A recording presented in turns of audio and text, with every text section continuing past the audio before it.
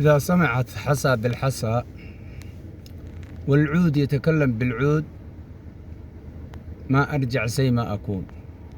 بسم الله الرحمن الرحيم. أخواتي وأخواني أيها المشاهدون، السلام عليكم ورحمة الله وبركاته. maanta maxaa cusub ku soo gudbinayaa الرجل شكاك، ninkii shakiga badnaa oo mar walba ka shaki jiray xaaskiisa. nin baa laba xaas lahaa. gabadha dambe oo uu soo guursaday mar walba wuxuu ku yiraahdaa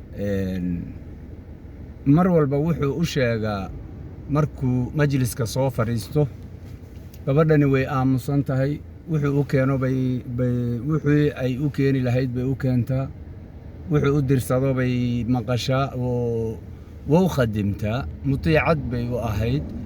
laakiin mushkiladda ninkan haysata ayaa waxay ahayd ma hadlo. markuu fadhiyo majliska lama sheekaysato, gabadhu ma hadasho.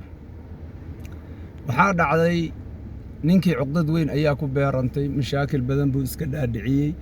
dhibkani xaguu ka jiraa buu yiri.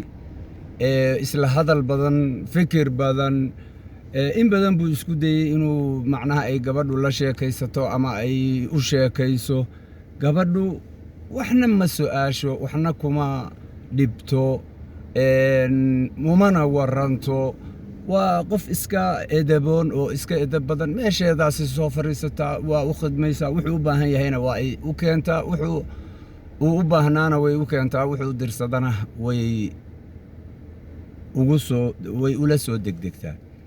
maalintii dambe ninkan cuqdad baa ku dhacday. wuxuu u tegey nin odaya, wuxuu yidhi niyahu mashaakilkan baa i haysta.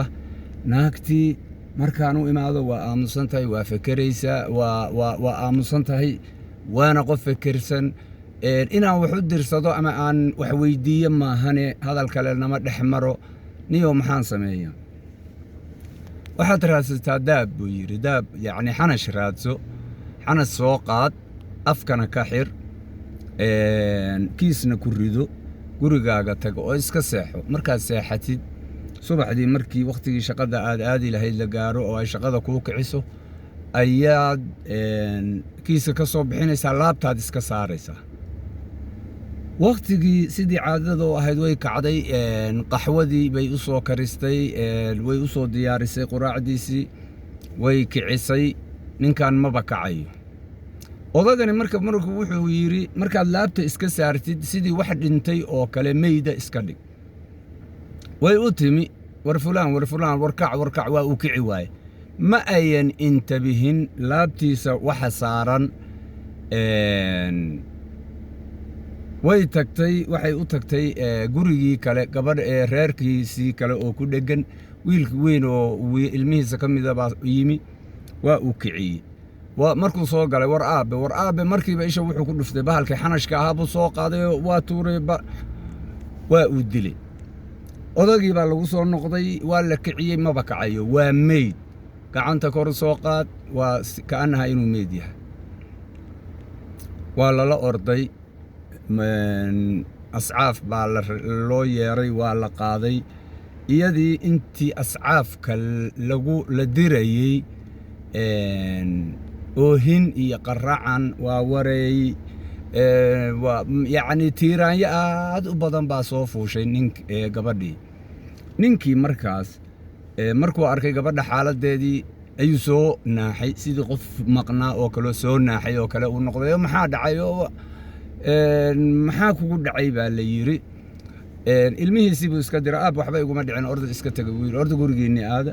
islaantiibuu wuxuu yidhi aamusnaantaada badan ayaan cuqdad ka qaaday, marka waxaan eegayey bal sida aad igu tahay xaaladaada, waxa aad ka fekeraysid si aan u ogaado in aad nolosha inaad ila wadaagtid ku faraxsan tahay iyo in kale. gabadhii way qaracansanayd oo way ooyeysay. hal mar bay hurdada ka soo kacday, gurigay gashay, dharkeedii bay qaadatay.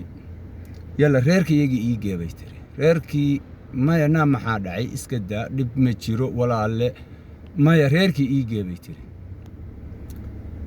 wax walba markuu ku yiri oo ay yeeli weyday ayay waxay tiri asma yaa fulaan may maqlaysaa idaa xasaa takallamat xasaa والعود إذا حصى تسمع الحصى والعود يكلم العود ما أكون زي ما كان مر إن سيدي كن نقدر لقما يا بريرك يجي ريرك ودي بوجي يصير بل إني مركي حوجا يرسو إسكسو دكتو وصون غنيسا خلاص قبل ننكي بالجسو كريواي ننكينا وحا كل عي عقدد أن هري أقبن dhibaato badan baa soo gaarsay wuxuu noqday nin macnaha fikir ku maqan oo kale qof maqan ayuu noqday marka maanta qisadan yar ayaan rabaa inaan inila wadaago maxaa cusub waa nasiixo nimanka waxaan u sheegayaa ragga Soomaaliyeed dumarka mar walba waxay u baahan yihiin ama leena ka rabaa ilan ragga anigu ka mid baan ahay inaynu sabr badan yeelano carabtuna waxay tiraahdaa الصبر طويل مفتاح النجاح